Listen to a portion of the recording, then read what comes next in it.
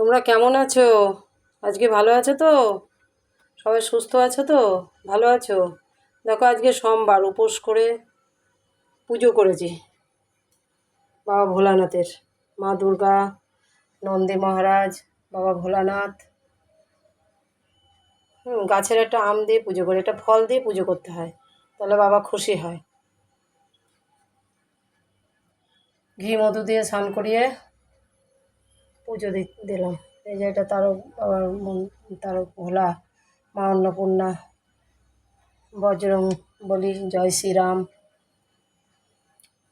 জল মিষ্টি দিলাম। এটা ঘরের লক্ষ্মী, মহালক্ষ্মী, শ্রীলক্ষ্মী। এটা এটা নারায়ণী, এটা লোকনাথ,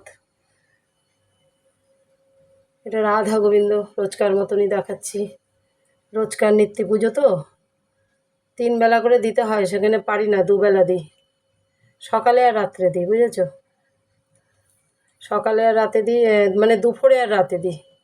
আর সকালবেলা হয়তো অন্য লোকের বাড়ি খাওয়া দাওয়া করে, বুঝতে পেরেছো? এটা হলো জয়গুরু, জয়গুরু, জয়গুরু অনুকূলচন্দ্র, মা বড় মা, মাঝখানে ওনার ছেলে।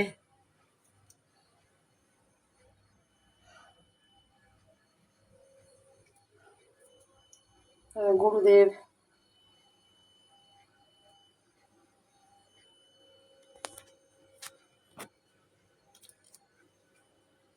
একটু শঙ্খ বাজাতো।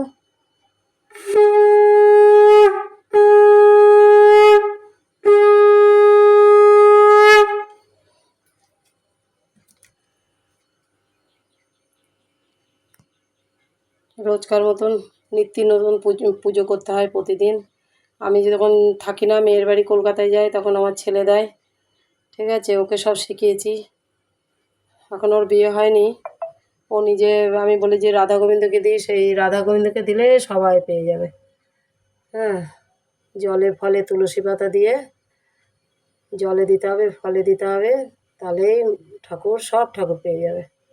আর এই যে গুরুদেব আছে, গুরুদেবকে বলি নকুরদানা, গঙ্গা জল, জল সবই থাকে, তুমি দিও। আমরা দেওয়ার কে বলো? আমরা দেওয়ার কেউ না, মানুষ আমরা। আমরা পারি? তাও মন মানে না, দিয়ে গুরুদেবকে বলি, ঠাকুর গুরুদেব সব ভগবানদের সেবা দাও। ভালো থাকো, সুস্থ থাকো। ভালো লাগলে লাইক শেয়ার করো, ঠিক আছে?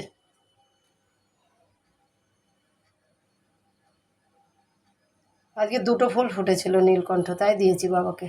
ভালো থাকো সোনারা।